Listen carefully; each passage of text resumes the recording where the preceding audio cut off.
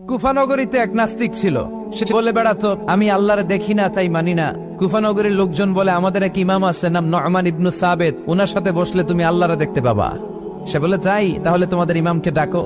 সাইয়েদনা ইমাম আবু হানিফা টাইম দিলেন, এই জুমার দিন, আজকে জুমার দিন না, এই জুমার নামাজের পরে ঠিক ভর দুপুরে 2টায় সবাই আমরা একত্রিত হব। নাস্তিকও আসবে, সাইয়েদনা ইমাম আবু হানিফাও আসবে। জুমার সালাতের পরে লোকের বন্যা বয়ে গেল, বাঁধ ভাঙা জোয়ার, অনেক মানুষ।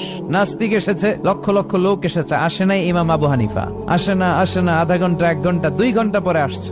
নাস্তিক বলে, এই তোমাদের ইমাম যার কোনো সময়ের জ্ঞানই নাই, এর সাথে কিসের তর্ক?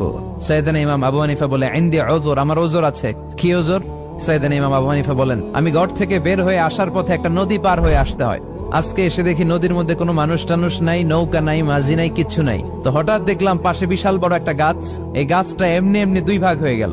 হঠাৎ গাছ থেকে এমনি এমনি লম্বা তক্তা হয়ে গেল, এমনি এমনি তক্তাগুলো জোড়া লেগে